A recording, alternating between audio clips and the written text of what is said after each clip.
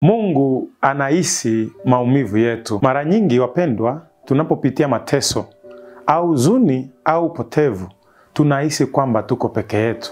Lakini unapoingia katika maandiko, utagundua kwamba Biblia inaweka wazi Mungu yuko nasi wakati wote na anahisi na anaelewa tunayopitia.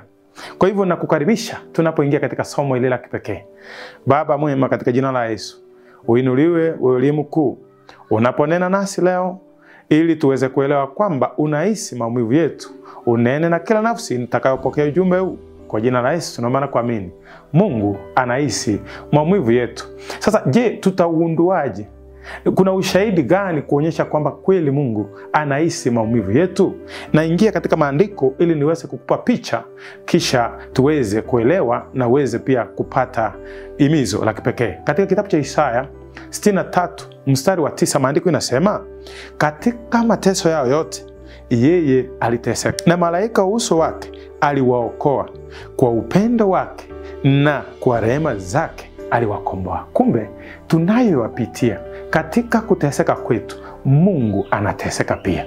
Ndio maana wakati mmoja Paulo alipokuwa anatesa watu wa Mungu, Yesu alipokutana naye akielekea Dameski, maandiko inasema aliuliza, wewe ni nani? Yesu alimwambia, ni mimi unayeniudhi. Kwani alikuwa anamuudhi Yesu saa ngapi? Ni wakati alipotesa watu wa Mungu, alipokuwa anawaudhi, alikuwa anamuudhi Yesu. Kwa hivyo katika kuumia kwetu, katika kuteseka kwetu, Mungu pia anaumia. Mungu anahisi maumivu yako. Pia nilipokuwa nasoma katika Zaburi 34:18, maandiko inasema hivi, Bwana yu karibu na waliovunjika moyo na uokoa waliopondeka roho. Kwa hivyo, kwa sababu Mungu anahisi maumivu yetu, kwa sababu anajua tunachopitia, ndio maana tunapokuwa chini, tunapoumia, anakuwa karibu sana pamoja nasi. Pia katika Yohana, ili kuonyesha wazi kwamba kweli Mungu anahisi maumivu yetu, anatujali, katika Yohana Injili 11:35 nasema hivi, Yesu alilia kaburini mwa Lazaro, akionyesha kwamba anashiriki huzuni zetu. Ndio maana Lazaro alipokufa alienda huko akalia, hata watu wakatazama wakasema, angalia jinsi alivyompenda. Kwa maana Mungu anatujali, kwa maana Mungu anahisi maumivu yetu. Jambo jingine pia nilifurahia nilipokuwa nasoma Biblia, tena nikapata katika Isaya 53 jambo la kipekee inapotoa unabii maisha ya Yesu na utumishi wake. Inasema hivi, Yesu aliteseka msalabani sio tu kwa ajili ya dhambi zetu, bali alibeba huzuni na maumivu yetu. Wacha tuangalie katika Isaya 53.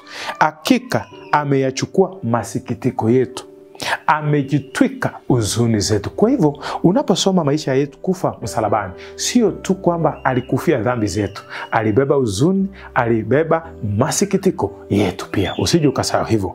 Pia ndio maana ningependa sasa uelewe kwamba unapoumia, unapoteseka, unapohuzunika, Yesu yuko hapo. Hajakuacha, anaelewa.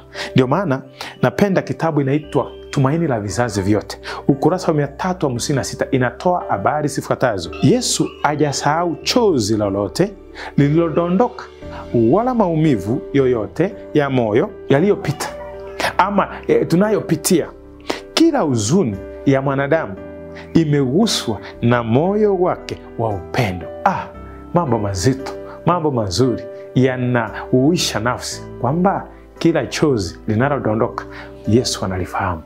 Kila moyo unayohuzunika unaguswa na upendo wa Yesu. Tena katika hali hiyo sasa inaleta faraja kwako na kwangu.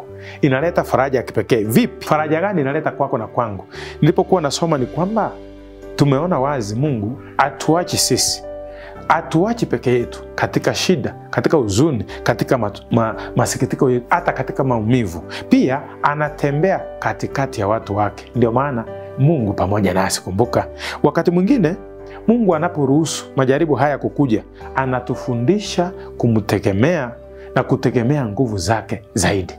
Mungu, kumbuka, anahisi maumivu yetu. Jambo jingine linifurahisha katika kusoma Biblia na kuelewa somo hili ni kwamba Mungu hayuko mbali sana na sisi. nilikuwa nasoma Yeremia 23 inasema, je, Mungu yeye ni yule ako mbali na yuko karibu? Inaonyesha nini? Kwamba yuko karibu nasi wakati wote. Kwa hivyo yeye ni Baba, anahisi, anaelewa, analia pamoja nasi, anatufariji kama watoto wake. Ndivyo maana tumeona Yesu mwenyewe alienda kwao Lazaro na akalia, alihuzunika, hata watu wakatambua. Na pia ndio maana ameahidi sasa katika kitabu cha Waebrania 13:5 kwamba sitakuacha wala sitakupungukia. Kwa hivyo naomba uelewe, dada na kaka unayenisikiliza, Mungu anahisi maumivu yako. Katika kuteseka kwako anateseka, katika kuumia kwako anaumia. Ndio maana alipokuwa anaponya watu, yani alibeba ile mizigo. Kwa hivyo anapoondoa mapepo, ile uzito anaubeba. Ndio maana kumbuka yule mwanamke mmoja ambaye alikuwa ameteseka kwa miaka 12, alipogusa pindo la nguo yake, Yesu alisemaje? Mtu amenigusa. Wanafunzi kwa sababu hawakuelewa, na wengine wakasema, Yesu, umezungukwa na kundi la watu wengi, wamekugusa, kwani wewe unasemaje hivyo? Yesu ili awasaidie waelewa alisema, ni mtu amenigusa kwa maana nimesikia nguvu imenitoka. Kwa hivyo katika kusaidia kuponya, alipoteza nguvu, wengine wakafanikiwa. Ndio maana napenda hii statement ya kipekee katika kitabu Tumaini la Vizazi Vyote kwamba Yesu yale tulipaswa kuyapitia aliyapitia, na ile heshima alistahili kupata akatupa sisi. Kwa hivyo Yesu, Mungu wetu, anahisi maumivu yako, anaelewa unachokipitia.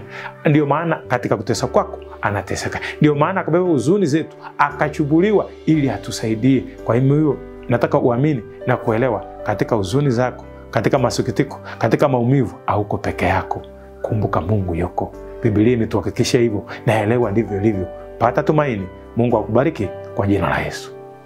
Mungu wetu, asante kwa maana neno lako ni kweli, na asante kwa maana unahisi maumivu yetu. Kweli hujatuacha, unazidi kuwa nasi katika hali zote. Tupe hiyo imani iliyo imara, tupe matumaini ili tusije tukakata tamaa. Kwa jina la Yesu aliye mkombozi wetu. Amen.